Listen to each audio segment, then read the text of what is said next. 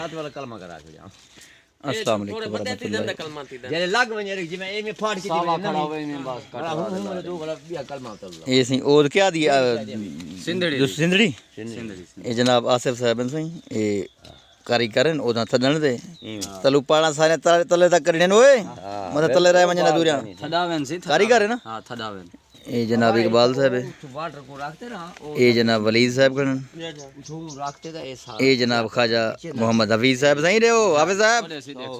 क्या हाल है ठीक हो तबीयत से ठीक है अल्लाह दी ए अंब इमें मतलब के हुजतन थदी में नहीं कोई पैसे जैसे कि ना ना सही हुजतन अच्छा हां हां ओ दे पैसे गिनन 1500 तो का ना गिन सब मुफ्त दे ने थे दा अपने भड़े जे अपने बाल हैं ना कुछ तो देवें पैसे यार ए साढ़े ए 500 550 दिए इवें ना आप घेन घेन ना मैं कुछ सारे ठीक से हां माशाल्लाह तू आंदा इवें समझो पनीरी लादी खड़ा है ना फार्म ए सही तू इतना ओदा घेनन आ सकदे वे सिंधड़ी दिया बंदे दा बोतर बने मैं आया है काम वास्ते तू वाला मेरे को है काम कोंडू करना भी मैं हुने इवें पट छड़े था अच्छा मैं इतना चार ए सही असा ओदा थड दे गाजीपुर चा वणने हूं तो बाद इसा आसिफ दी बगूचे लावणे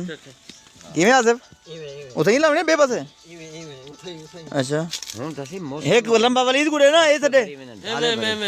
मैं इंदा कोल तो सोचे ए सी मौसम है साले लावण दा पौधे लावण दा ना दरख्त लावण दा जितने दरख्त लो फायदा बिल्कुल ए भी सदका जारिया दी नियत नाल तडो मतन सिर्फ अंबे दी चक्कर थडी खड़े हो हां ए सडो भाई असा रहू ना रहू सारी नस्ल अन खावे साडे बाल अन खावे कोई ना हक हमसाया भी खावे मतलब सिर्फ अपने सिर डेड वास्ते कदी दे पैसे दे ते खा सकदे ओ आ अपनी असलियत दिखा दी आखिर हां तू जेरी गाल करे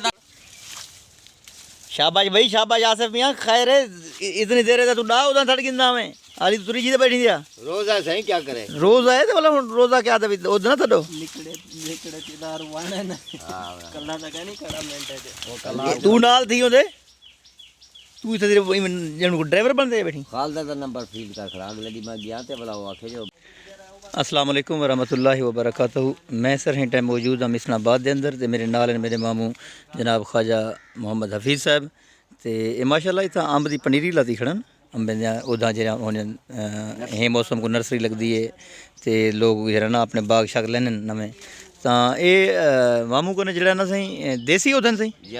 हाँ ये माशाअल्लाह इतना तकरीबन 200 के करीब इन्हें कने देसी ओद खड़ी है ठीक है ना तो रहीम यार खान खानपुर ज़ाहिर पीर गाजीपुर इर्द गिर्द जितने भी एरियाज़ हैं तो ये उदा तो कोई था मामे हफीज़ करूँ जरा ना बारियात मिल सकती हैं कहीं भी बंदे को बाग लावन का शौक हो बागबानी का शौक हो कोई नवा बाग लावन चाहता हो तो इतना माशाअल्लाह एक चंगिया वड्डिया उदा गिनो तो चंगे तकरीबन अंदाज़ा 4-4 फुट के करीब हाइट है हाँ 5-5 फुट भी हैं विच तो कोई तो लंबी वो माशाअल्लाह 6 फुट को वधी है हाँ 7 फुट इवें जी हाँ जी हाँ तो ये सी माशाअल्लाह पूरा इतना तकरीबन 200 ओदी लाती खड़े मिसलाबाद के अंदर 600-700 ओदे से आपको वेगी अच्छा बिया वेची खड़ो हां माशाअल्लाह 600-700 वे ओदी हां ये जड़ी ना बाकी जरा 200 के करीब बची खड़ी है ते ए कहीं भी दोस्त को जरा ना होवे गिनन दा इरादा या बाग लावन दा शौक होवे तो ओ इथा ख्वाजा हफीज़ साहब नाल राब्ता कर सकदन तो असां जरा ना वारियत जरा ना तो ए ओदा गिनवा देसूं ए दे गिनो एक पार्टी साडे कने आई बैठी है ए जनाब गाजीपुर कनो आए बैठन ख्वाजा मोहम्मद आसिफ साहब जनाब ख्वाजा वलीद साहब ए भी अजी सही मामे कनो ओदा गिनना बैठन मामा सा को रियायत नल ओदा ने भी मामा सा को 500 दी देना बेटा 550 दे सा को दे 350 बड़ी मेहरबानी मामा बड़ी मेहरबानी अल्लाह से तेको बरकत देवे तेरे रिज़्क़ च माल है जान है बरकत देवे बड़ी मेहरबानी तू सा को बारियात ओदा ने ना भी हां ते बाकी भी सारे जेडे कस्टमर हम से तुहाडे कने कोई गाहक हम से तो उन्हें कोई तुम बारियात ओद देसो हाँ बड़ी मेहरबानी सी ए सही तुम ओद लावनी है ए देखो ए बागें दा सारा गाँव है माशाअल्लाह मिसनाबाद जिंदे विच अज मैं मौजूद हाँ ते अगर तुहां ओदें गिनण दे शौक है तुहां को बाग लावन दा शौक है